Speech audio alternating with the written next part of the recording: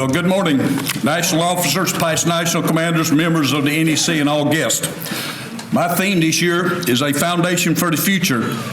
And as we wind down our centennial, it's a good time to emphasize the future's now. With Washington at a standstill due to partisan bickering among our elected leaders, we have to fight even harder to ensure that our military is fully funded, our borders are secure, and veterans receive the quality health care and benefits they've earned. Eliminating the widow's tax needs to be a priority. I bet most Americans have no clue that surviving spouses and children of these wartime heroes have to pay taxes on their death benefits. They've sacrificed enough. It's unjust, and the American Legion will fight to correct this travesty. Our staff in Washington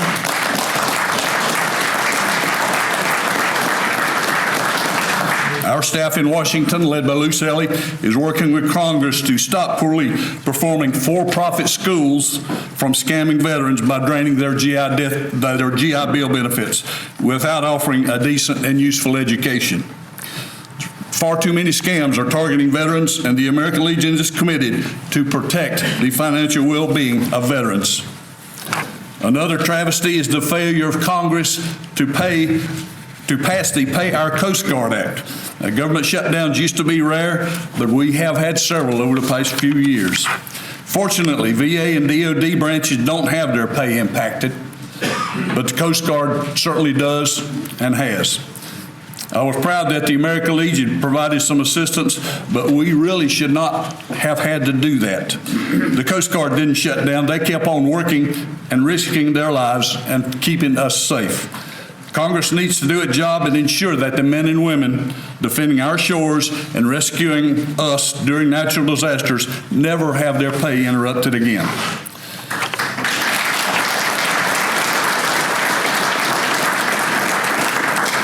When I look at the unrest that has occurred on our southern border, I get concerned. The American Legion has always opposed illegal immigration, and our resolutions on that topic are very clear. The American Legion supports strong borders. We also support legal immigration and have, in fact, offered assistance to those who are legally trying to become citizens. Just this summer, we welcomed 99 new naturalized citizens as they took their oath of office in a ceremony held in conjunction with our national convention. I'm proud of the many ways the American Legion has supported those trying to achieve the American dream. My emphasis on a foundation for the future does not mean we should ignore our great history and stop celebrating our past. I'm proud that we've provided more than $9 million in assistance in NEF grants to post and veterans impacted by natural disasters over the past few decades. I'm proud we've helped thousands of young people develop their skills through the best amateur baseball program in the country. I'm proud that this organization created the original Servicemen's Readjustment Act and played a significant role in the passage of the Harry W. Clomery Forever GI Bill. Preparing for the future should never mean we should forget who we are or where we came from. But I'm asking for your support on this issue. Our commemorative coin program has been a boost for funding our outstanding programs, but it's only available for a limited time. After this year, the U.S. Mint will no longer have available inventory.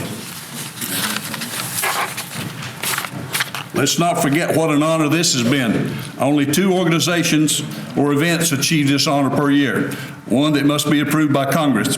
The other event that's being commemorated is the 50th anniversary of the Apollo 11 moonwalk.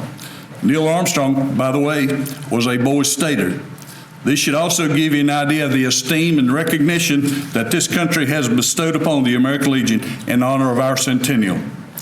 We should maximize this great opportunity. So even though we only have a couple more months to offer the Centennial Coin as an effective and historic fundraiser, these months include the upcoming holiday season. Go to legion.org/coins and check out the great selection. I'm sure you know Legion family members or friends that would truly appreciate these attractive and collectible gifts. These coins are also a great conversation starter. When people ask you about the attractive keepsake that you display on your wall, desk, or other prominent locations, you can launch into what I call B&B, branding and bragging. When you fully explain our pillars, programs, and advocacy, how could anyone not want to be part of the American Legion? After January the 1st, my emphasis will switch from the coins to the Children and Veterans Foundation. If we raise $25 million, it would make it self-sustaining. It may take a few years, or we can do it next year. But ultimately, what a great life-changing resource this could be for the future generations of veterans and families. These goals are probably not possible for a small group to accomplish, but we have strength in numbers.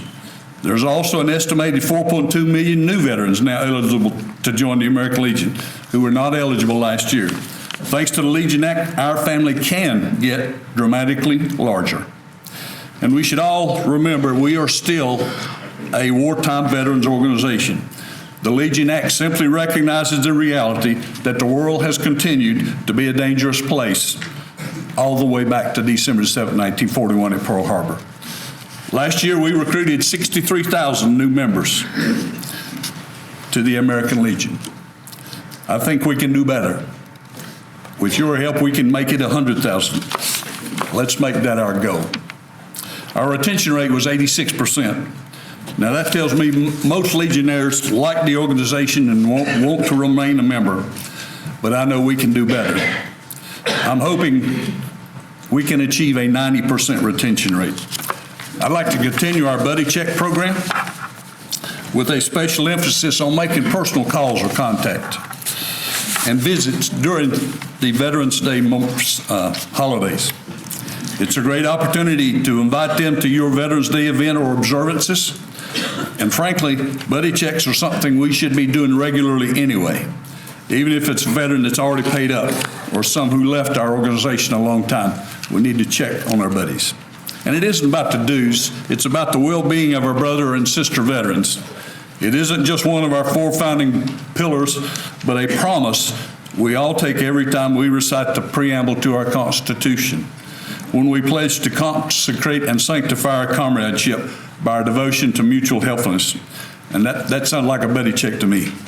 I don't like to break promises, and I know you don't either. And let's quit saying younger members. I want them all. Every member is important, and we owe each other mutual respect. I want us to welcome new members, not just World War II, Korea, Vietnam, Cold War, Gulf War, current, but treat them all equally. Lots of folks talk about sandbox veterans. Those are the folks we need to welcome into our midst. Generations can all learn from each other. And we will continue to recognize the efforts of those who work to grow our organization. Any American Legion family member who recruits 3 new members will receive my commemorative hat pin. That's Legionnaires, that's sons or auxiliary members. And any post, district, county, division, or department commander and membership chair that exceed 103% of their goal will also be recognized. 11 departments grew last year, and if you're one of the other 44, talk to the 11 and find out what they did, why they did it, and how they did it. I'm sure they'll be happy to share their success stories. I really do believe we've bottomed out from the passing of so many World War II veterans. The greatest generation helped build this organization into what it is today, and we must continue to honor their legacy. Many of you know Vice National Commander from North Carolina, Ray Smith, and he used to say, the membership slide is over. And God bless him, during his time, we did experience membership growth. But it's never about the National Commander or any individual. It's about us all. It's a team effort. According to the membership report from October 11th, our membership is up by more than 9,100 members compared to this same date last year. But it's still early. We must continue the momentum throughout the year. Winning's contagious, we all know that. When a team starts winning, the first goal is usually the playoffs. After that, the hope is a championship.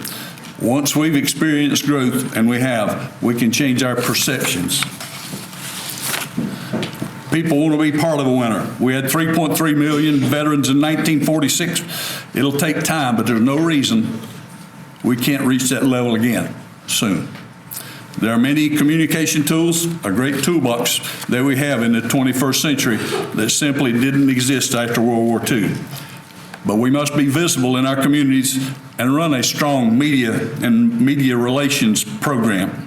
The wonderful thing about Facebook, Twitter, other social media venues is you can post material and announcements for free immediately.